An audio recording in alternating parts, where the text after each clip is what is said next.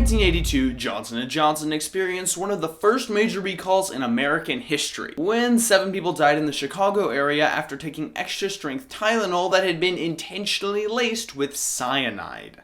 No one was ever charged or arrested for this crime, and the case remains unsolved. See that chap over there? Get your hand off my penis! 2010 was not a good year for Johnson & Johnson. In April, McNeil Consumer Healthcare, a subsidiary of Johnson & Johnson, recalled 43 over-the-counter children's medicines, including Tylenol, Tylenol Plus, Motrin, Zyrtec, and Benadryl. The company claimed that there was a high concentration in the active ingredients in each of these products. Over 12 countries were included in the recall. In May, the FDA discovered a form of bacteria on children's liquid pain relievers that is resistant to common antibacterial medications. In August of 2010, another subsidiary recalled its hip prosthesis products from hospitals because they would all inevitably fail, which apparently means a few things. Metal from the implant wearing off over time would cause tissue death surrounding the implant, and ions from the metals used to make the implant would get into the patient's bloodstream and spinal fluid. Despite what some popular TV shows might make you believe, this will not make you a bitter yet lovable and brilliant doctor. Me, I'm a freak. I get off on not being in pain. That and chocolate-covered marshmallow bunnies.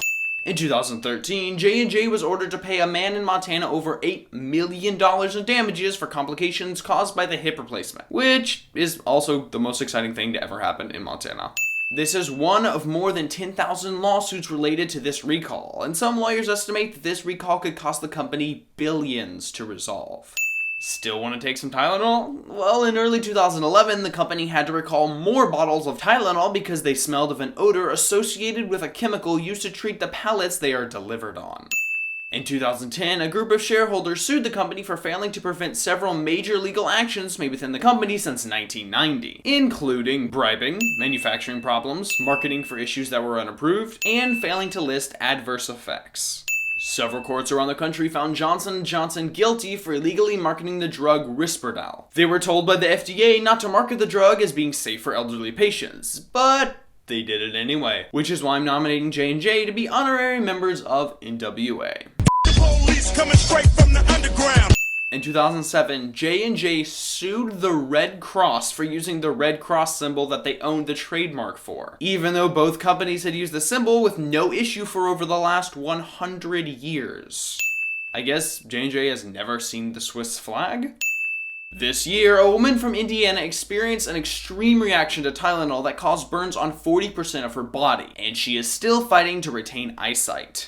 Johnson & Johnson had not previously warned consumers of this potential but very rare reaction. This incident has caused the FDA to call for additional warnings to be printed on future products.